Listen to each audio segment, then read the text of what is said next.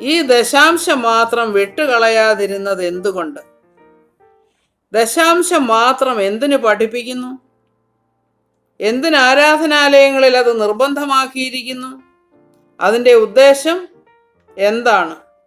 പണസമ്പാദനമല്ലേ? നാം പുത്രത്വം പ്രാപിക്കാൻ മക്കളായി തീർന്ന് അബ്ബാ പിതാവേ എന്ന് വിളിക്കാനുമായി പുത്രന്റെ ആത്മാവിനെ ദൈവം നമ്മുടെ ഹൃദയങ്ങളിൽ തന്നിരിക്കുകയാണ്. ഇത് നാം വിശ്വസിക്കുക.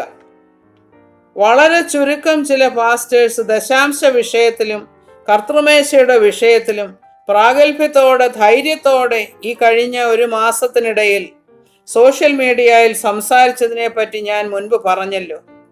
പലരും അത് കേട്ട് കാണും. എന്നാൽ അത് ഉൾക്കൊള്ളുവാനും പ്രായോഗികമാക്കുവാനും ഉള്ള ധൈര്യം വിശ്വാസികൾക്കില്ല.